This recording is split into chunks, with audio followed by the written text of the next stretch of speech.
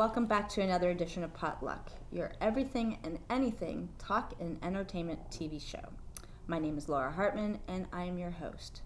And by popular demand, we have Maribeth Decker, who is an animal communicator, and she is also the owner and founder of Sacred Grove.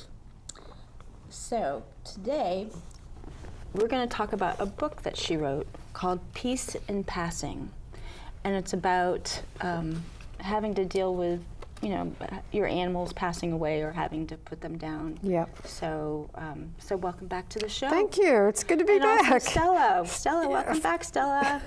She says, I'm thrilled. I got a few treats and I'm good. Yeah. So tell me, how did you decide to write a book, or why did you decide to write this book? Well, I have a number of stories in my head from working with animals and their families, and I thought it was time to write a book. And when I talked to some of the folks that I trust, they said, people right and left are losing their animals, and they said they're just grieving. They're just so heartbroken. Right. Why don't you talk about what you do about the end-of-life stuff?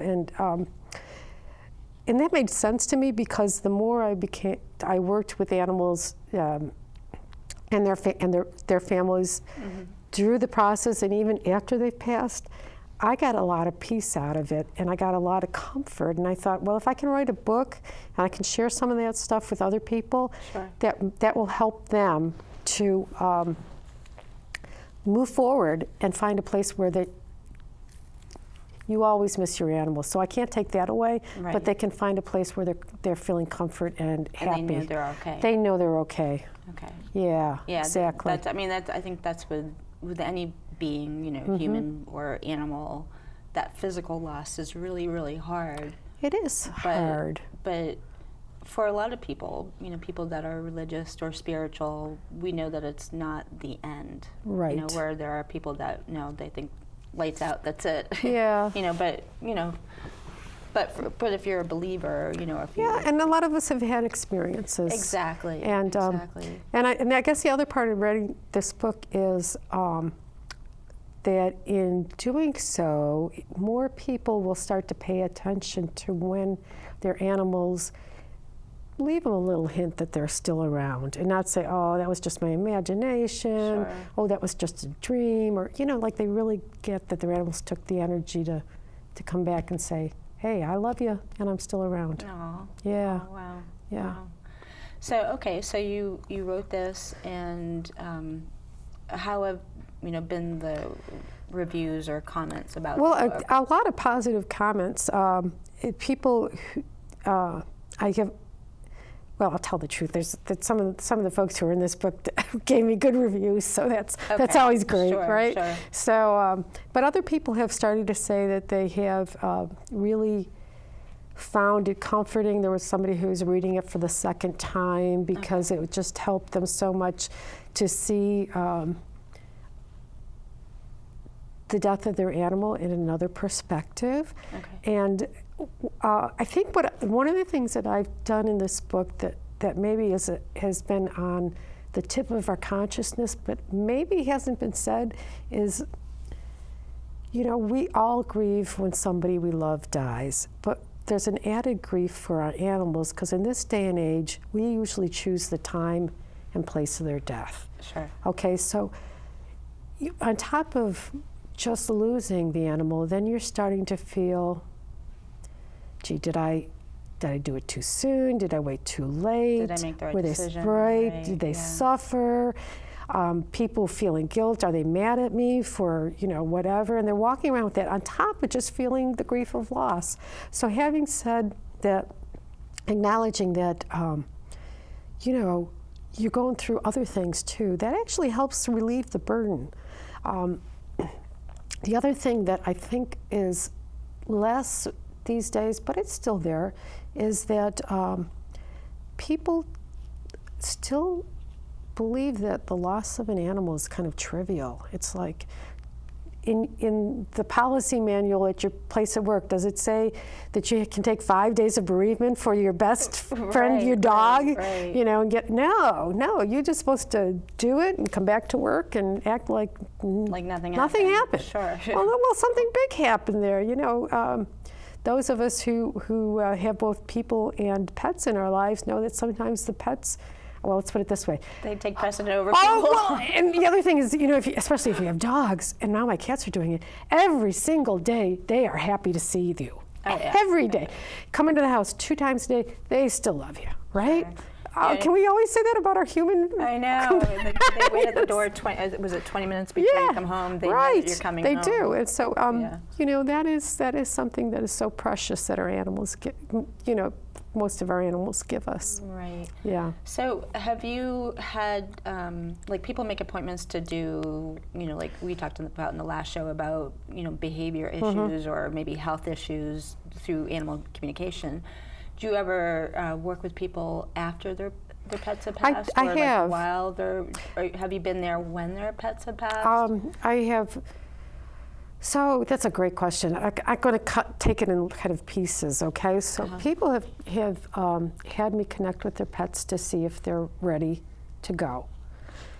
You know, they have, so they're a certain age, they have health issues, and they wonder if they're ready to go. So we will connect with the pet and the animal and see if they are. And sometimes it's a yes, and sometimes it's a no. So that one of my favorite stories is I connected with a dog who was older, and he was diagnosed with cancer, but he was in pretty good shape, and the medication was keeping him comfortable, but he was acting up. They had brought a puppy into the house, and they thought that the dog was acting up because he was ready to leave. But what he told me was, no, he's feeling fine. It's just that there's only been one animal in this house. They just got a new animal, and I know they're going to get rid of me, and I'm really upset about that. No. You know, it's like, oh no, that's not the plan.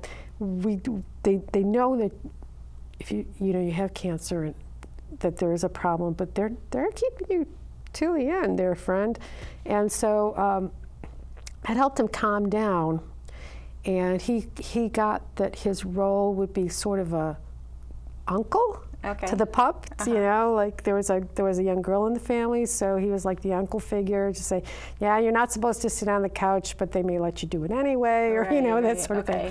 And the funniest thing that I realized animals have a sense of humor, because in my head, I was in the house, and this time I was actually with them, and the puppy's going yap yap yap yap yap yap. I'm thinking, I wonder how they output this. And he says to me, there are some advantages to growing old and losing your hearing. Oh. And I laughed so hard. I thought, you know, so there's the no's, and then there's the yeses. And at that point, you know, if you were going to step back and say, what is the animal love? Do they love running?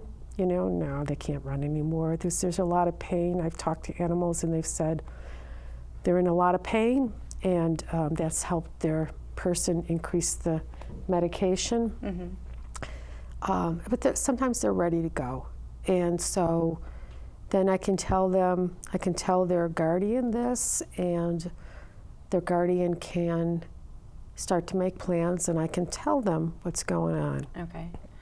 Now, does the animal understand where they're going and what's going to happen to them? Yeah, they pretty much get it. But I do give them an analogy about, you know, I work with them if it's ahead of time. I said, step out of your body when it stops.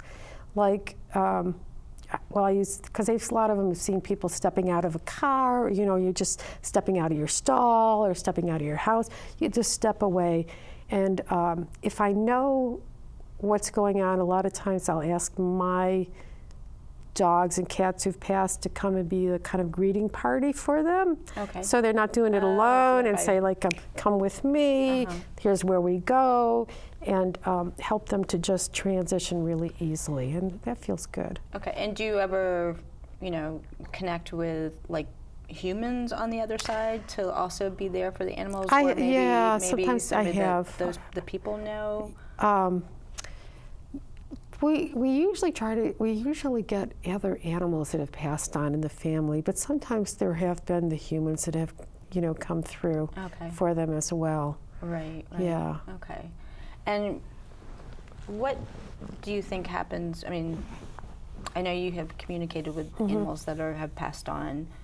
What happens on the other side with them, and what are they feeling, or are they feeling on the other side like they're feeling here, or what are their thoughts? That's a good question. I'll tell you what I know right now. I think it's gonna evolve as I get to know more animals. It seems to me, and this is just what Maribeth gets, myself as a limited human being. I gotta say that.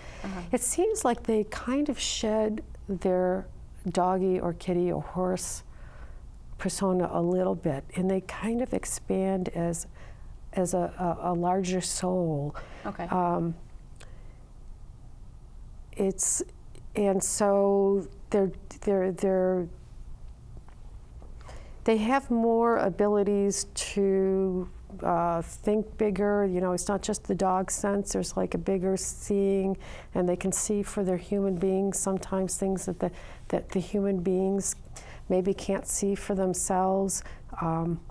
It's very lovely. I talked about Callie the horse. Okay.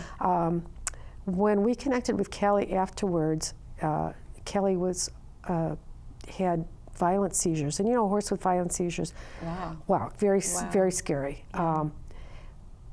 So she was kicking her stall, and so what she said after she passed to Mary, who was her guardian, she said, just as I was trying to kick down the walls of my stall, you should look and see where you have created barriers in your life. You have built walls around, and it's time for you to break those as well. So that seems pretty profound coming from a horse, right? Sure. And I've had stuff like that come through after they've come through. They go back and they've talked to their people and said, my friend Debbie, her cat, Chasworth, she told her that it was time to make the house her own. She moved back into her parents' house, so there was a lot of stuff from her mom and dad. And he said to her, he says, you need to really stop feeling like you're a kid in your mom and dad's house and make this your mom and dad's house. And so she's been thinking about that. And I don't think, when you think of a normal cat, they're not thinking at that level, right? Right. Yeah, so I see them as having kind of a bigger picture, but all still have love for their people. So in hindsight, they're kind of like our angels on the other side. Yeah, I think kind of so. watching over and maybe. I think so. And Callie, Stella is on her way. Callie is working, we had talked about Hiccup, the miniature donkey. Well, actually, she's a miniature mule. I've been corrected. So she's a miniature mule. I don't know. I know. This is big stuff in that world. They're adorable, so we got to do it right. Yeah. So she's actually been working with Hiccup to try to help him discern good people from bad people, because she was also a rescue animal and was badly treated. And so she learned that her new people were good people and there were others. And so she's trying to help him discern as well. So she's kind of like a mission. She's got her wings, so to speak, helping him out. Right. Yeah. Wow. So back to your book, when and it looks like it's not a very difficult read. No, it isn't. It's just people have found it difficult when they're in the throes of grieving. Like I had somebody just start with the introduction and she had to put it away. So she was crying. So it has you in tears when you're. I didn't mean it to do that, but I think it does. So sometimes. Is it a good idea, like if you're just going through the process, not to read it, or maybe you're about to go into the process and read it, or just really depends? It really depends. I think everybody's different. Yeah. If you start reading and it's too much, put it somewhere and pick Okay. it up later, or pick some parts. You know, I've heard people say, well, this topic looks really interesting. I'm going to read that topic. Okay. Yeah. Okay. Yeah. Because for me, I'm a big crier, especially when there's death involved. Me too. You know, so. But I know, like if it was like after the fact, I probably might be better, just so I better understand the process and what the animal's going through. So. And maybe in the beforehand, when you see how comfortable the animals are with transitioning, that is probably a very big comfort. If you see how many animals are just going, yep, I'm ready to go. They don't blame their guardians. Sure. No. Right. You know, if that's helpful, then read some of those stories before. Sure. No, I have a question because, I'm a person who has like dreams. Like I dream stuff that comes true, and I've dreamt of I've dreamt of meeting or seeing people that have passed on. Yeah. And Maybe somebody's visiting. I'll let you know if I know who. And I went, I would say 7 months to the day that my brother passed away, and to the time too. It's a long story, but I dreamt about my brother who passed away in 2006. And in my dream, he was with our dog that we grew up with and her puppies that she never had. And so in my dream, it was like so normal, for him to be with her. So my question is that, when our animals pass on and then we later pass on, are we reunited with our animals? I think so. Yeah. I do, absolutely. I think the concept of soul families, people talk about that in terms of human beings, that we have a certain set of people that we kind of hang out with. I think we have soul families include our animals. Yeah. I will go so far, and I'll tell you what, if you don't believe in it, close your ears.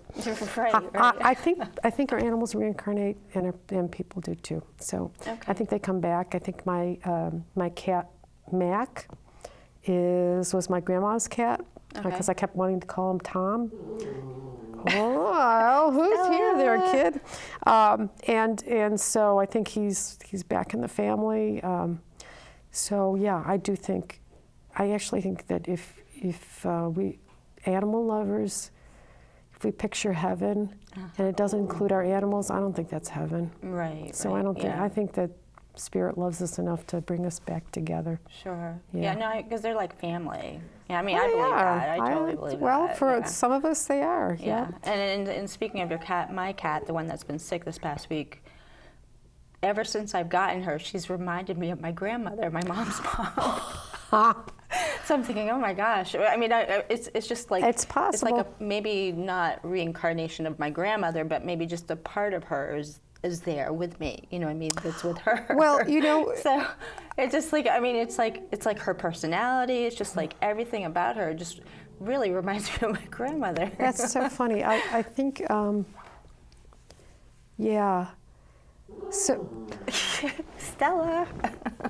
I think my dog Mitsubishi is visiting. He was my husky. I think he might be here. They were buddies.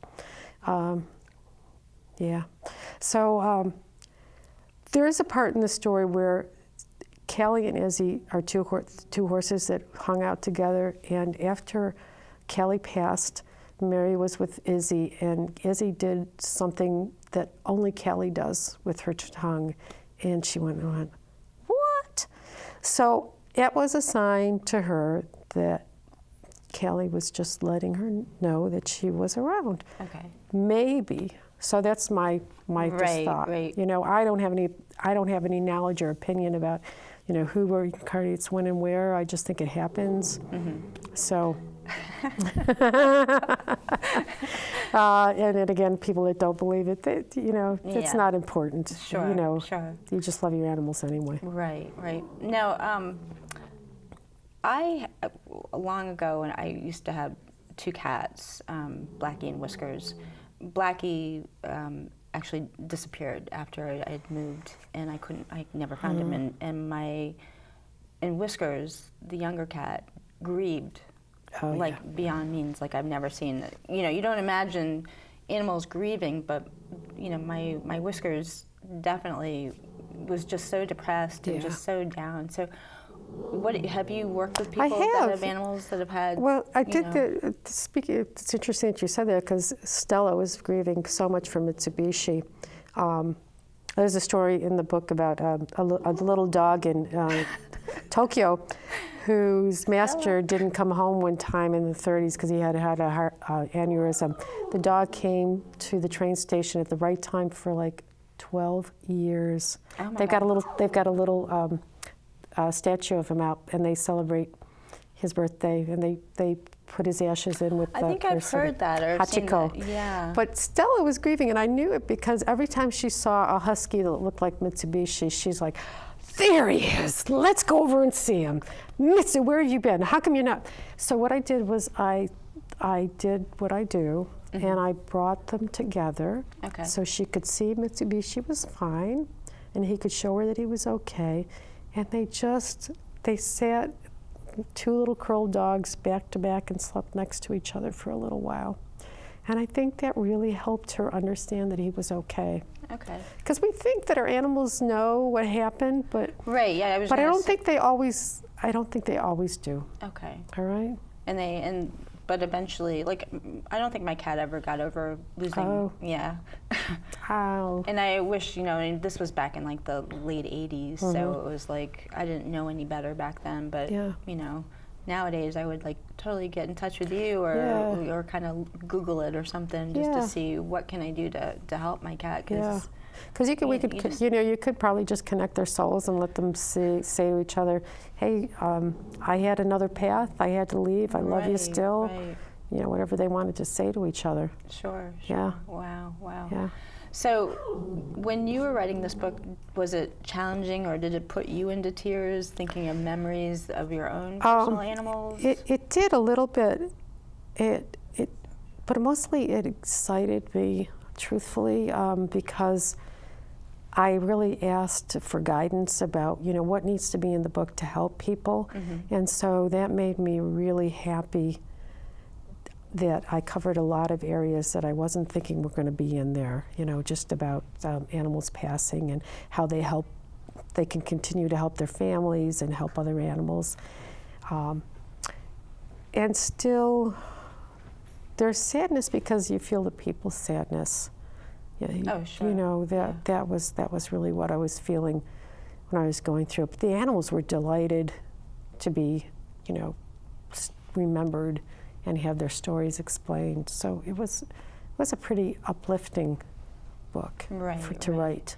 No, do you ever talk about, like some people, everybody grieves differently, and some people just kind of they put their animal to sleep and then that's that, and they don't feel anymore. Do you talk about any type of things like that, or people tend to like keep stuff inside, and I don't know how people can do it. Yeah, I don't either. Because me, like I said, I'm a big crier, and I have to let it all out, even though I know, my animal or if it's a human, that I know they're going to a better place. Yeah. You know what I mean? So not specifically, but I think what I've learned is just because people don't show it on the outside doesn't mean they're not feeling it. My husband gave the book to a friend of his, and he says, well, did you read the book? Yeah, I read the book. And I think it's a guy thing too. I think we gush and guys don't. I don't know. And so he says, well, what'd you think? It was a very depressing subject, but it was a good book. That's it. But I think that doesn't mean this man didn't feel very deeply. And it's just, it's not all of us are going to share how deeply we felt and how much. So, if even hearing this story and you get some feeling, this is something to delve into more, and it's an easy way to take you into somewhere where you can process and let go of some of the stuff you've been holding on to. Right. Yeah. Okay.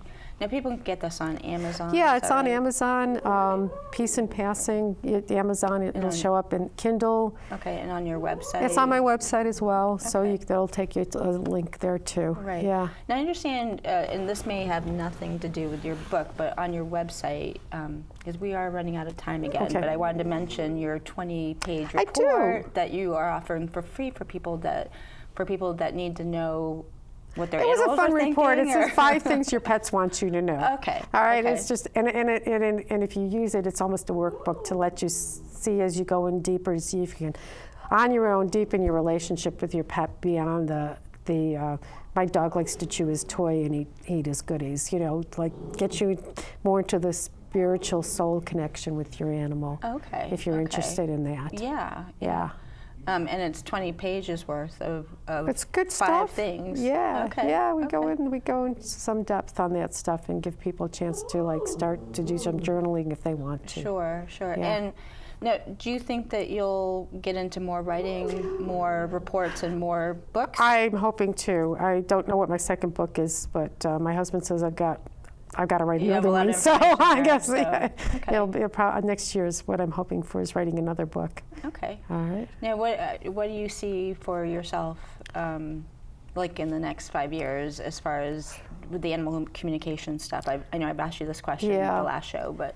So I really hope to create, and maybe that's a bad word, but help people develop their own, create more animal communicators, help people develop their own intuitive abilities. Okay. I think there's a lot of ways to bring more love into the world, and I think my job is through animals, and if we're more heart connected to animals, maybe we're more heart connected to each other. Maybe that could happen, because this Sure. world could use a little more of Love. opening that love connection. And if it's, Sure. For me, I think it's through I help through our animals. Great, great. Yeah. Well, thank you so much for Thanks. joining us. It was a Thank pleasure. you.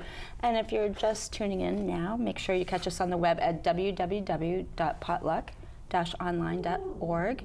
And make sure you check out your website at sacredgrove.com. sacredgrove.com. And you can also find her on Facebook and Twitter looking for Sacred Grove. Yep. And make sure to catch her book, Peace in Passing, on Amazon and Yeah, it's Kindle.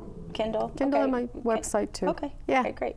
Well, thank you again. And again, catch us at www.potluck-online.org, and we'll see you next time.